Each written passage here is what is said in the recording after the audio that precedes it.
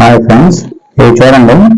ఇది 31/5/2024లో న్యూస్ వచ్చింది అంటే వాళ్ళకి. సో ఇందులో హెడ్లైన్ వచ్చేసి చూడండి, హెడ్లైన్ చూపిస్తాను. హెడ్లైన్ అంటే ప్రేమోన్మాది చేతిలో యువతి దారుణ హత్య. చూసారా? దీని మెయిన్ పేజీ వచ్చేసి 5లో ఉందంట.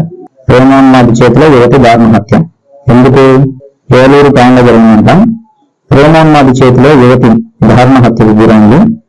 ఆమెకు నిశ్చితార్థం కావడంతో ప్రేమ పేరుతో ఆమెను వేధిస్తున్న యువకుడే ఈ దారుణానికి ఒడిగట్టాడు. ఆమె పనిచేస్తున్న కాలేజీకి సమీపంలోనే అత్యంత దారుణంగా కత్తితో పొడిచి హతమార్చాడు. ఆపై తను గొంతు కోసుకుని అపస్మారక స్థితిలోకి వెళ్లిపోయాడు. స్థానికుల సమాచారంతో పోలీసులు యువకుడిని ఏలూరు సర్వజన ఆసుపత్రికి తరలించారు. పరిస్థితి విషమించడంతో మెరుగైన చికిత్స కోసం విజయవాడకు తీసుకెళ్లారు. వివరాలు సర్టిఫికెట్ల కోసమని వచ్చాయంట. ఏలూరు ఎంఆర్సి కాలనీకి చెందిన జక్కుల రత్నబ్రేస్ 22 సంవత్సరాలంట. సత్రంపాడులోని ఆదిత్య డిగ్రీ కాలేజీలో బిఎస్సి పూర్తి చేస్తుంది. అక్కడే జూనియర్ లెక్చరర్ గా పనిచేస్తుంది. అమ్మాయి వచ్చేసి రత్నబ్రేస్ అనే అమ్మాయి 22 సంవత్సరాలంట. ఆమె ఆదిత్య డిగ్రీ కాలేజీలో బిఎస్సి పూర్తి చేసి అక్కడే లెక్చరర్ గా పనిచేస్తుందంట. ముసునూరుకు చెందిన తొట్టి బోయిన యేసురత్నం 22 సంవత్సరాలంట. కొంతకాలంగా ఆమెను ప్రేమిస్తున్నానంటూ వెంటబడుతున్నట్లు సమాచారం. గురువారం మధ్యాహ్నం 12:30 గంటల సమయంలో యేసురత్నం తన డిగ్రీ సర్టిఫికెట్లు తెచ్చుకునేందుకు ఏలూరు వెళ్తున్నానని ఇంట్లో చెప్పి వచ్చినట్లు తెలిసింది. రత్నబ్రేస్ తను పనిచేస్తున్న కాలేజీ సమీపంలోకి రాగానే ఆమెతో మాట్లాడేందుకు వచ్చానంటూ చెప్పి పక్కన ఉన్న సందులోకి యేసురత్నం ఆమెను తీసుకెళ్లాడు. పెళ్లి చేసుకున్నామని ఒత్తిడి తేవడంతో ఆమె నిరాకరించింది. ఇద్దరం చనిపోయామని చెబుతూ కత్తి తీసి కోసుకోవాలన్నాడు. కానీ ఆమె వద్దని వారించడంతో ఆమెపై కత్తితో దాడి చేశాడు. ఆమె జుట్టు పట్టుకుని గొంతు వద్ద ఇష్టారాజ్యంగా తెచ్చాడు. దీంతో ఆమె తీవ్ర రక్తస్రావంతో రోడ్డుతో పడుతుంది. అక్కడికక్కడ వ్యక్తిజీవిగా మారిన రత్నబ్రేస్ ను చూస్తూ నిందితుడు కూడా పేపు పోసుకున్నాడు. రక్తపు మడుగులో ఆమె పక్కనే పడిపోయాడు. Eluru 3 town CI K Srinivasarao, SI Ramarao ఘటనా స్థలానికి చేరుకుని పరిస్థితిని పరిశీలించారు. జిల్లా ఎస్పీ మేరీ ప్రశాంతి ఆదేశాలతో ఏలూరు డిఎస్పీ శ్రీనివాసులు ఈ ఫోటో కూడా చూడొచ్చు మీరు. సో చూడండి, ఆ అమ్మాయిని కోసి చంపేశారంట. ఆధ్వర్యంలో కేసు దర్యాప్తు చేస్తున్నారు. నిందితుడు విజయవాడలో వెంటిలేటర్ పై ఉన్నట్లు సమాచారం. ఆ యువతకి ఈ నెల 26న వివాహ నిశ్చితార్థం జరిగినట్లు తెలిసింది. ఆమె పనిచేస్తున్న విద్యా సంస్థలో తనతో పాటు ఫ్యాకల్టీగా పనిచేసే వ్యక్తిగా వివాహం నిర్ణయించారని సమాచారం. ఎన్నిసార్లు వారించిన నిందితుడు యేసురత్నం గతంలో తన కుమార్తెను ప్రేమ పేరుతో వేధించేవాడని, తన కుమార్తెను వేధించవద్దని ఆమె తండ్రి పలుమార్లు హెచ్చరించాడు. అయినా అతను లెక్క చేయకుండా తనను పెళ్లి చేసుకోవాలంటూ వెంటపడి వేధించాలని పోలీసులు ఇచ్చిన ఫిర్యాదులో పేర్కొన్నారు. రత్నబ్రేస్ యేసురత్నం ఇద్దరు డిగ్రీలో కలిసి చదువుకున్నట్లు తెలుస్తోంది. అయితే ఇటీవల ఆమెకు నిశ్చితార్థం కావడంతో నిందితులు ఈ ఘాతుకానికి వెలుగట్టాలని తోటి కుటుంబ సభ్యులు చెప్తున్నారు. మరో 17 రోజుల్లో పెళ్లి జరగాల్సి ఉందని ఇంతలో తమ కుమార్తె హత్యకు గురి కావడంతో వారు ధోరణ విలపిస్తున్నారు. సీసీటీవీ ఫుటేజ్ ఆధారంగా పోలీసులు ఘటన వివరాలు సేకరిస్తున్నట్లు Eluru 3 town in charge CI Srinivasarao చెప్పారంట. సో ఏంటి ఇది? వీరిద్దరు డిగ్రీలో క్లాస్మేట్లు అంట. అయితే ఈ అమ్మాయి ఏమో డిగ్రీలో క్లాస్మేట్ ఒకే చోట చదువుకున్నారు. ఈ అమ్మాయి కోర్సు అతని కోర్సు వేరే ఉండొచ్చు. ఈ అమ్మాయి ఏమో కోర్స్ కంప్లీట్ అయిన తర్వాత అదే కాలేజీలో లెక్చరర్ గాను వేరే ఉద్యోగం చేస్తుంది. మనవాడు అదే కాలేజీలో కోర్స్ కంప్లీట్ చేసి వాళ్ళ సర్టిఫికేట్ల కోసం వచ్చాడంట.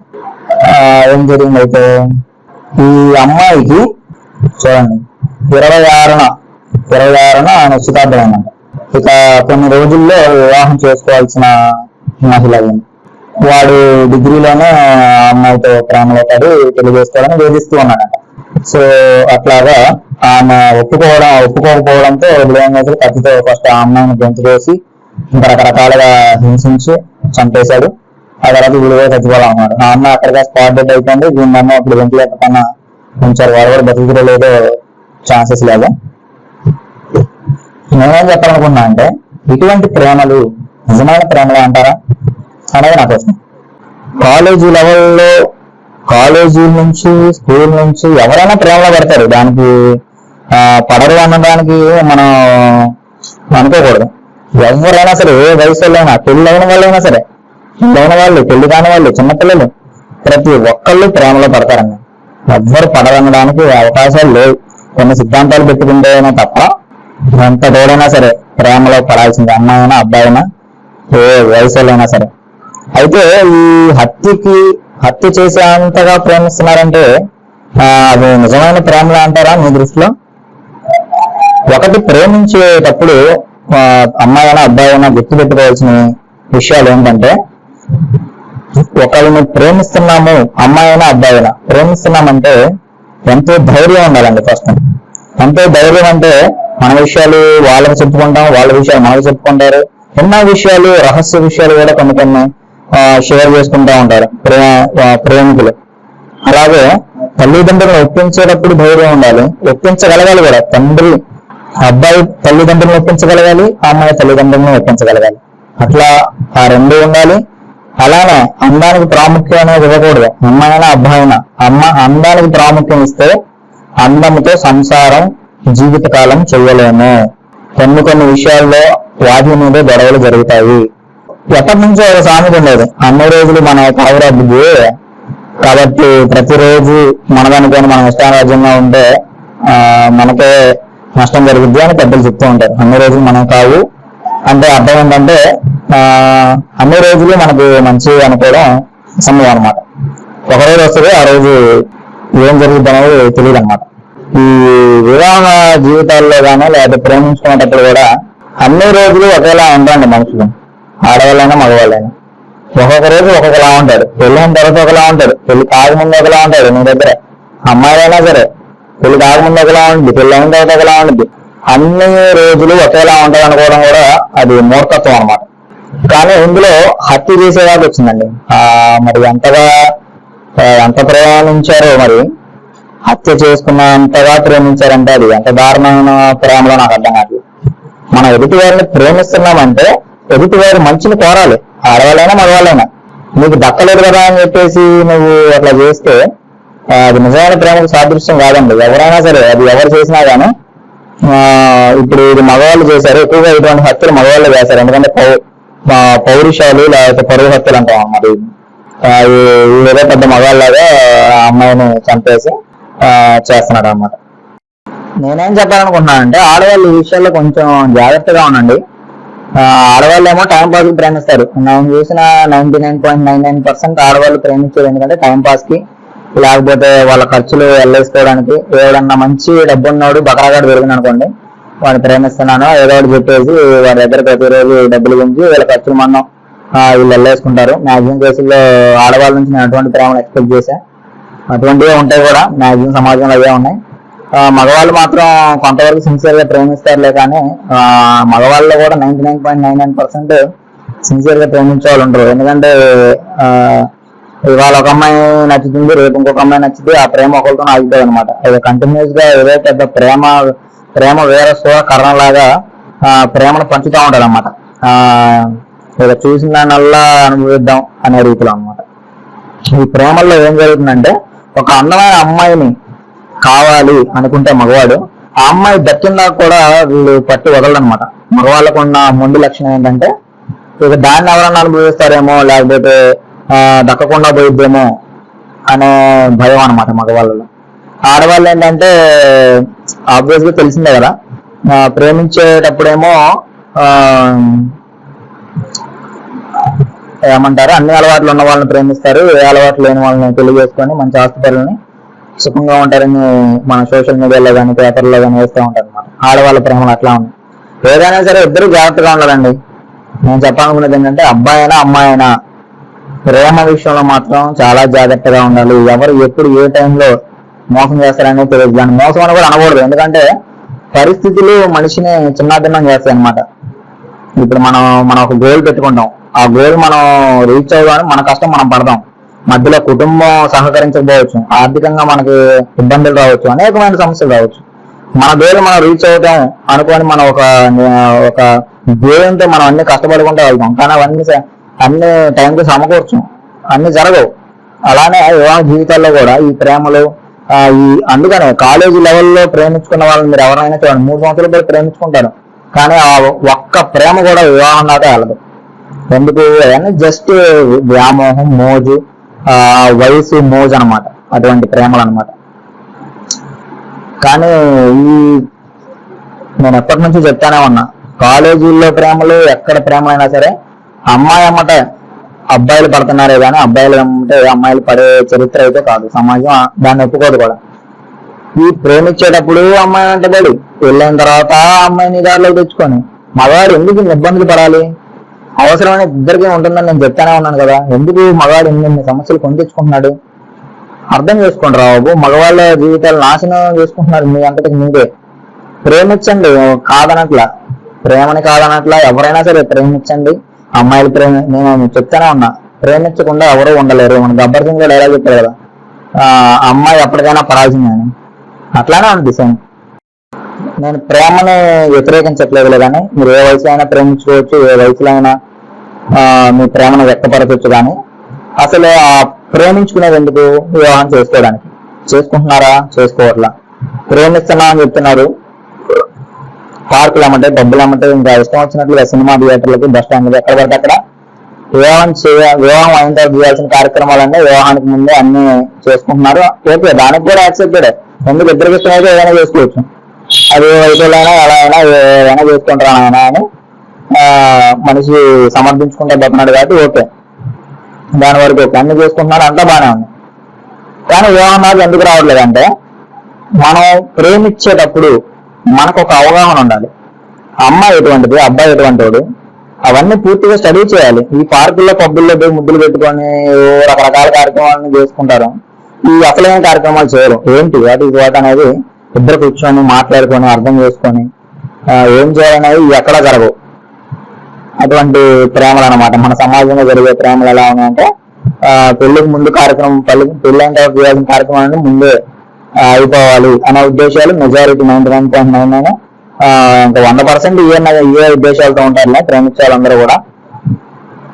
అయితే నా ఉద్దేశం ప్రకారం ఒక అబ్బాయికి కానీ అమ్మాయికి కానీ 18 సంవత్సరాలు నిండిన తర్వాత అయినా సరే నీ వయసు ప్రభావితం చూపుతుంది. అమ్మాయి కానీ అబ్బాయి కానీ ఒక కొంత వయసు వచ్చిన తర్వాత ఈ బాడీ అనేది కంట్రోల్ అవ్వదు మనకి. అప్పుడు మనం ఎవరిని చూసినా సరే మనకి ఇష్టం అనేది ఏర్పడుద్ది అనమాట. దాన్నే మీరు ప్రేమగా అనుకొని ఇవి అనుకొని ఎక్కువ ప్రేమలో పడుతున్నారు, అన్ని వదిలేస్తున్నారు, చదువుని, తల్లిదండ్రులని, పిల్లలుంటే పిల్లల్ని. నేను చెప్తాను, నా వివాహం అయిన తర్వాత కూడా ప్రేమిస్తారని. పిల్లల్ని కూడా వదిలేసి ఉంచుకున్నామని, లేదా ఉంచుకున్న దాంట్లో పోయే వాళ్ళు కూడా చాలా మంది ఉన్నారు ఈ సమాజంలో. దాన్ని కూడా పెద్ద తప్పుగా మనం కన్సిడర్ చేసుకోకూడదు. సో ఇటువంటి ప్రేమలండి, మనిషికి ఒక అవగాహన రావాలి. ఫస్ట్ మనం ఇప్పుడు మగాడు ఒంటరిగా బతకాలి, జీవితకాలం ఒంటరిగా బతకగలడా లేదా, నేను బతకగలనా లేదా అనేది ఫస్ట్ మగాడు ఆలోచించుకోవాలి. ఏంటి నా పరిస్థితి ఉంది, ఎటువంటి వాళ్ళు నా జీవితంలోకి వస్తే నా జీవితం బాగుంటుంది, సో పిల్లల జీవితం ఎట్లా ఉండాలి, ఇవన్నీ క్యాలిక్యులేట్ చేసుకోవాలి. మగాడైనా ఆడవాళ్ళైనా.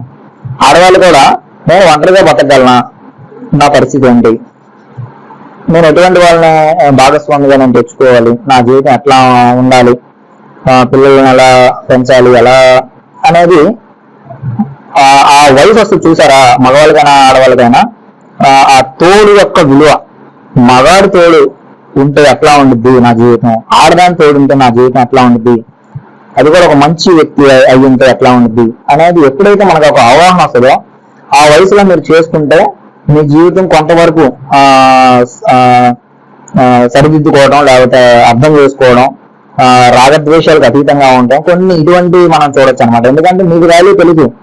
అమ్మాయి లేకపోతే నీ జీవితం ఏంటో నీకు తెలుసు వాల్యూ, నువ్వు లేకపోతే ఆ అమ్మాయి జీవితం ఏంటో అమ్మాయికి వాల్యూ తెలుసు. ఆ తెలిసిన వయసులో మీరు ప్రేమించుకున్నారు కాబట్టి, ఏ వయసులో పడితే ఆ వయసులో ప్రేమించుకునే ఇదే ప్రేమ, ఇదే పెద్ద నాకన్నా ప్రేమికులు లేడు, నాకన్నా మన ప్రేమికులు లేడు అని చాలా మంది ఫీల్ అయిపోతా ఉంటారు. అమ్మాయిలు కూడా అబ్బా నాకన్నా అన్నదక్కలేదు, నేను ఫలానా నా వెనకాల తిప్పించుకుంటున్నా, అబ్బాయిలు ఏమో నేను ఫలానా దాన్ని పడేసా, దీన్ని పడేసి దాన్ని పడేసి అని చెప్పుకుంటారు. ఈ నిజమైన ప్రేమలని నేను అనుకోవట్లా. వాటి ద్వారా నిజమైన సంతోషం వస్తుందని కూడా నేను అనుకోవట్లా. అటువంటి ప్రేమలు ఉన్నాయి.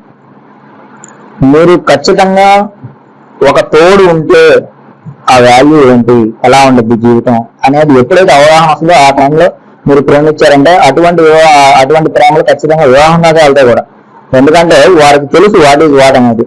సో వాళ్ళన్నీ అర్థం చేసుకొని అన్నీ చేసుకొని సో వాళ్ళు తల్లిదండ్రులను కూడా అప్రోచ్ అయ్యి దాని ప్రేమను కూడా అందులో ఫస్ట్ ప్రేమించుకొని తర్వాత తల్లిదండ్రులు కన్సల్ట్ అయ్యి తల్లిదండ్రుల దగ్గరికి వెళ్ళి ఈ విషయం చెప్పి వాళ్ళు కూడా ఒప్పించి చేసుకోవాలి. అటువంటివి అయితే కొంతవరకు బాగుంటాయి. ఇటువంటి ప్రేమలు మళ్ళీ ప్రేమించుకొని తల్లిదండ్రులు ఒప్పుకోకపోతే లేచిపోయి పెళ్లి చేసుకొని ఎక్కడో బ్రతుకుతూ మీ సమస్యలు తల్లిదండ్రులకు చెప్పక తల్లిదండ్రులు మీకు కాంటాక్ట్ లేక మీరిద్దరి మధ్య వచ్చే గొడవలకు ఎవరు సర్ది చెప్పేవాళ్ళు లేక ఎన్నో సమస్యలు అన్నమాట. రకరకాల సమస్యలు వివాహం అయిన తర్వాత ఎదుర్కొంటారు ప్రేమించుకున్న వాళ్ళ గురించి చెప్తాను. సో ఇటువంటి సమాజంలో ఉన్నారు, ఒకళ్ళకి కూడా బాధ్యతలు లేవు, ఏం లేవు. ప్రేమ అని ఆడవాళ్ళు తిరుగుతున్నారు, మగవాళ్ళు తిరుగుతున్నారు. ఆడవాళ్ళు అయితే ఈ సమాజంలో బాగా దరితీస్తున్నారు. కనీసం అసలు భయం లేదండి, ఆడవాళ్ళకి లేదు, మగవాడికి ఎట్లాగా ఉండదు అనుకోండి. ఆడవాళ్ళకి కూడా అంత భయభక్తులు అనేవి ఉండట్లా. మరి ఇంట్లో తల్లిదండ్రులు నేర్పట్లేదా లేకపోతే ఏంటనేది నాకు అర్థం కావట్లా. మన భారతదేశంలో కొన్ని కోట్ల గుళ్ళు ఉన్నాయండి, కొన్ని కోట్ల ఏంటి చర్చిలు ఉన్నాయి. ప్రతి ఒక్కళ్ళు గుళ్ళకి వెళ్ళే వాళ్ళు, ప్రతి ఒక్కళ్ళు చర్చికి వెళ్ళే వాళ్ళు, భక్తి చేసేవాళ్ళు. మరి ఏం నేర్చుకుంటున్నారు వాటి నుంచి నాకు అర్థం కావట్లా. అనేకమైన విషయాలు మనం నేర్చుకోవచ్చు అండి వాటి నుంచి. సోషల్ మీడియా ఉన్న అనేకమైన విషయాలు నేర్చుకోవచ్చు.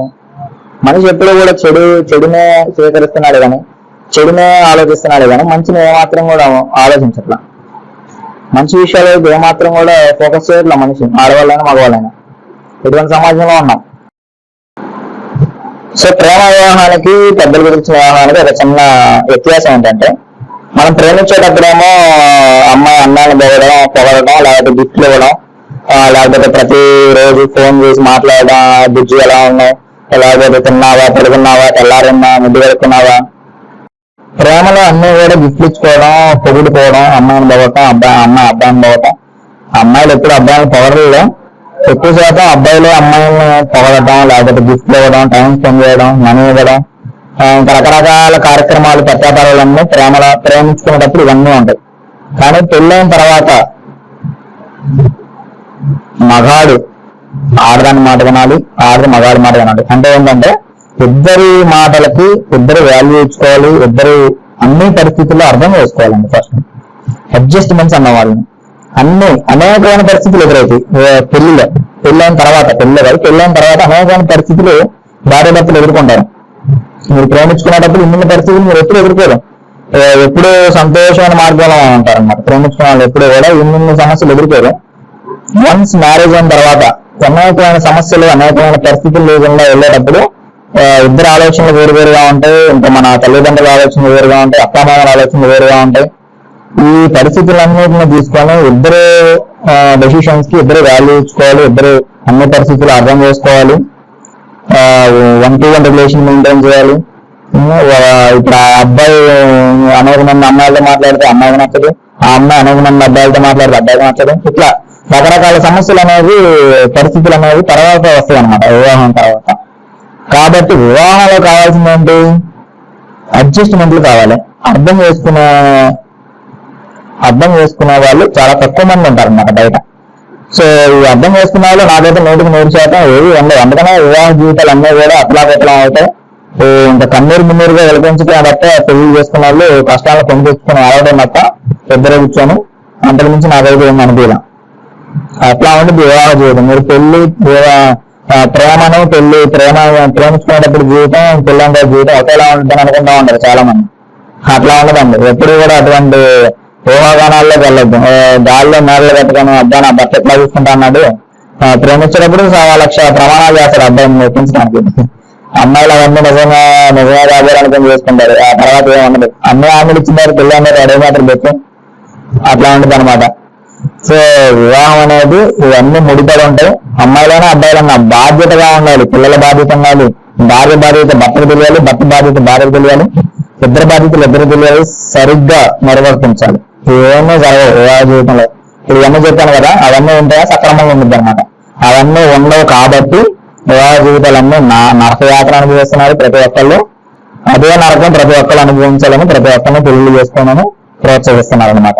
ఇటువంటి వివాహ జీవితాలు ఒక పర్టికులర్ వయసులో అన్ని బాధ్యతలు అన్నీ తెలిసి అప్పుడు ప్రేమించి చూడండి, అప్పుడు ఆ వివాహ జీవితం వరకు వస్తే ఇద్దరు ఆలోచనలు ఒకేలా ఉండి ఇద్దరు అర్థం చేసుకొని వెళ్ళే వివాహ జీవితాల్లోనే స్వర్గం ఉంటది. అటువంటి వేరే ఉద్దేశాలతో వివాహాలు చేసుకున్నా మాత్రం పూర్తిగా నరకం అనుభవించాక తప్పదు. ఈ భూమి మీద మనశ్శాంతి ప్రశాంతత ఇన్ని కోల్పోతారు. ఎంతమంది దేవుళ్ళ దగ్గరికి పోయినా కూడా మీకు మనశ్శాంతి ప్రశాంతత అనేది ఎప్పటికీ రాదు.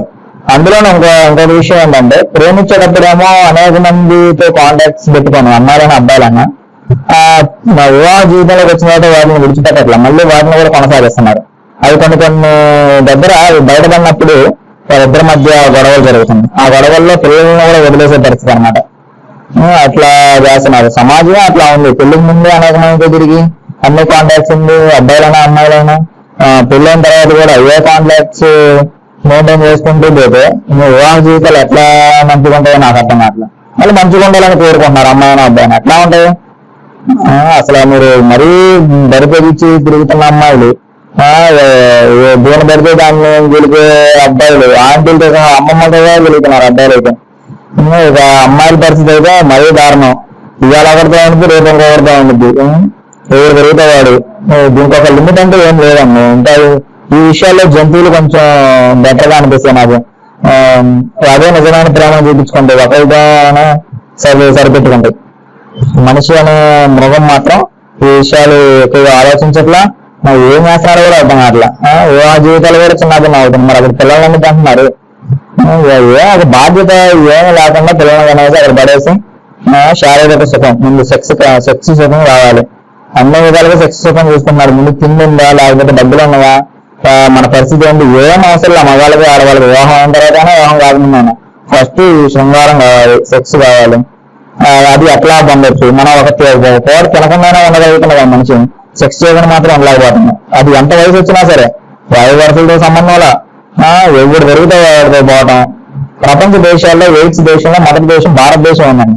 ఎయిడ్స్ వచ్చినది కూడా ఎవరు చెప్పట్లే బయట వాళ్ళకి, ఎందుకంటే వాళ్ళకు కూడా ఎవరు అందిస్తేనే అది వచ్చింది. అది వాళ్ళు కూడా ఇంకొకరికి అందిద్దా అనే ఉద్దేశంతోనే ఉంటున్నారు కదా. నాకు ఫలానాది ఉంది బాబు, నన్ను కలవకుండా అమ్మాయిలు అనట్లా, అబ్బాయిలు అనట్లా. వాళ్ళకి తెలిసినా కూడా చెప్పట్లా బయట, ఎందుకంటే వాళ్ళు సఫర్ అవుతున్నారు, మరి వేరే వాళ్ళు కూడా సఫర్ అవ్వాలి కదా. అదే నేను చెప్పేది, సమాజం ఎదుటి వారి సుఖాన్ని కోరుకోవట్లా. అందరిని నరకాన్ని అనుభవిద్దాం, అందరిని నరకం అనుభవించి చచ్చిపోదాం అనే ఉద్దేశంతోనే ఉంది సమాజం. కాబట్టి జాగ్రత్తగా ఉండాలి. నేటి యువత కానీ లేకపోతే వచ్చే తరం కానీ జాగ్రత్తగా ఉండకపోతే మాత్రం తీవ్రమైన నష్టం ఎదుర్కొంటారు అని నేను గట్టిగా చెప్పగలను. అలాగే మనుషులు పుట్టుకల్ని అంత ప్రత్యేకంగా చూడడమేమో కానీ చావులు మాత్రం ప్రత్యేకంగా చూస్తారండి. చావులు ఎందుకంటే మనిషి చావులను మాత్రం ఏదో పెద్ద విచిత్రంగా విచిత్రంగా చేస్తారు బయట. ఎవరన్నా ఒక ఉరేసుకొని చచ్చిపోయారు అనుకోండి, లేకపోతే ఎవరైనా మందుగా చచ్చిపోయారు, లేకపోతే ఒక మహిళ హత్య చేయబడింది. సో వాటిని చాలా మంది గుంపులుగా వెళ్ళి ఏం జరిగిందని విచిత్రంగా చేస్తారు. సో వాళ్ళ చావుని బట్టి కూడా వాళ్ళ జీవితం వాళ్ళు ఎలా బ్రతికారు ఏంటి అనేది మనం అంచనా వేయచ్చు అన్నమాట, వాళ్ళ చావుని బట్టి. అలాగే ఒక కుటుంబంలో ఒక పర్సన్ సడన్ గా చచ్చిపోతే, లేకపోతే ఎవరైనా కోల్పోతే ఆ కుటుంబంలో కొన్ని విషాద ఛాయలు అందుకుంటారు అనమాట. అంటే అనేకమైన ఇబ్బందులు ఎదురవుతూ ఉంటాయి. కొన్ని కుటుంబాల్లో ఒక పర్సన్ లేకపోయినా సరే వాళ్ళ కుటుంబం గడిచిద్ది. కొన్ని కుటుంబాల్లో ఒక మెయిన్ వ్యక్తి చనిపోతే మాత్రం ఆ కుటుంబం గడవడం చాలా కష్టంగా ఉంటుంది. సో అటువంటి చావులు అనమాట. కాబట్టి చావులు విచిత్రంగా ఉంటాయి అన్నమాట. ఆ చావులను బట్టి మనిషి జీవితాలు మారిపోతా ఉంటాయి. వాళ్ళ కుటుంబాల్లో వాళ్ళు ఎవరు ఏ వయసులో చచ్చిపోతున్నారు, ఏ వయసులో చచ్చిపోతున్నారు, ఎవరు చచ్చిపోతున్నారు అనే దానిలో వారి జీవితాలు చిన్నాభిన్నం అయ్యే అవకాశం ఉంది, ఇంకా చిన్నాభిన్నం అవుతుంది. అయితే ఈ కర్మ సిద్ధాంతం అని ఒకటి ఎక్కువగా చెప్తా ఉంటారు కదా. కర్మ సిద్ధాంతం అనేది నా ఉద్దేశంలో ఎలా నెరవేరుతుందేమో అనుకుంటాను. మంచిగా జీవించిన వాళ్ళ జీవితాల్లో ఎవరికైనా సడన్ డెత్లు కానీ లేకపోతే వాళ్ళు చనిపోతే ఆ కుటుంబానికి అంత పెద్ద తీవ్ర నష్టం జరగదు. వాళ్ళ కుటుంబం సాఫీగానే సాగుద్ది. మంచిగా కొంచెం వాడుకున్న దానిలో కానీ లేకపోతే కొంచెం మంచి పద్ధతుల్లో నడుచుకున్న వాళ్ళ జీవితాలు. అన్ని రకరకాల ఇష్టారాజ్యంగా తిరిగి అట్లా పడితే అట్లా జీవించి అన్నీ చేసే వాళ్ళ జీవితాల్లో ఒక పర్సన్ లేకపోతే వాళ్ళ జీవితం నడవడం చాలా కష్టంగా ఉంటుంది. వాళ్ళు తీవ్ర నష్టాన్ని తెచ్చుకుంటారు కొన్ని కుటుంబాల్లో. కాబట్టి చావులు మాత్రం చాలా విచిత్రంగా ఉంటాయి. ఒక్కొక్కరు ఒక్కొక్క రోగంలో చచ్చిపోతారు. కాబట్టి చావును బట్టి కూడా వారి బ్రతుకు జీవితాలు ఎలా ఉన్నాయి ఏంటనేది కూడా మనం అంచనా వేయచ్చు. ఎందుకు ఇట్లా వేయచ్చు అంటే గ్రంథాలు కూడా ఇవే చెప్తున్నాయి. పుట్టుకలను పెద్దగా పట్టించుకోలేదు కానీ చావుల గురించి ఎక్కువగా చెప్తుంది అనమాట. ఒక మనిషి అతను ఇష్టారాజ్యంగా తిరిగాడు, అతనికి ఫైనల్ గా అతను కుక్క చావు తెచ్చాడు, లేకపోతే ఈ చావు తెచ్చాడు, ఆ చావు తెచ్చాడు అని మత గ్రంథాల్లో ప్రచురించి చెప్తా ఉంటారు, నొక్కి చెప్తా ఉంటారు. నీ జీవితం కూడా అట్లా ఇద్దరా బాబు, నువ్వు ఈ మార్గాల్లో ఇష్టారాజ్యంగా నీ మార్గాల్లో వెళ్తే నీ చావు కూడా ఎట్లానే ఉండిద్ది అని చెప్తా ఉంటారు అనమాట. కానీ నేను అది దేవుడే చేస్తున్నాడని నేను అనుకోలేదు, కానీ అది కర్మ అనుభవిస్తారు. ఒకళ్ళు చచ్చిపోయినా సరే ఆ ఎఫెక్ట్ అనేది ఇంకొక మీద కూడా పడుతుంది అనమాట. ఇప్పుడు మన కుటుంబంలో అయినా బాగా చదువుకొని ఒక మంచి జాబ్ చేయాల్సిన వ్యక్తి చనిపోయాడు. ఆ కుటుంబానికి అంత శోకం మిగులుతుంది, అంత బాగా అతనికి ఎంతో ఖర్చు పెట్టి చదివించి ఒక ప్రయోజనం చేసి ఇంకా జాబ్ చేసి తల్లిదండ్రులు చూసుకుంటారన్న పరిస్థితిలో కుమారుడు చచ్చిపోతే ఏంటి ఆ కుటుంబంలో శోకం ఉండగా? చిన్నపిల్లలు చచ్చిపోతారు. చిన్నపిల్లలు చచ్చిపోతే వాళ్ళ మీద ఎన్నో ఆశలు పెట్టుకుని ఎన్నో చేసుకున్న వాళ్ళ తల్లిదండ్రులు జీవితకాలం శోకాన్ని అనుభవిస్తారు. అదే కొంతమంది జీవితాల్లో చూస్తే ఆ పర్సన్ పోయినా కూడా వాళ్ళు పెద్ద దుఃఖాన్ని అనుభవించరు. దుఃఖం ఉంటుంది కానీ పెద్దగా దుఃఖపడాల్సిన వాళ్ళు ఎందుకు 80 ఏళ్ళకి 50 ఏళ్ళ వయసులో చచ్చిపోయాడు, సుఖంగా చచ్చిపోయాడు, ప్రశాంతంగా చచ్చిపోయాడు, ఎవరికి ఏ ఇబ్బంది కలగకుండా. అటువంటి మరణాల్లో కూడా అట్లా ఉంటుంది అన్నమాట.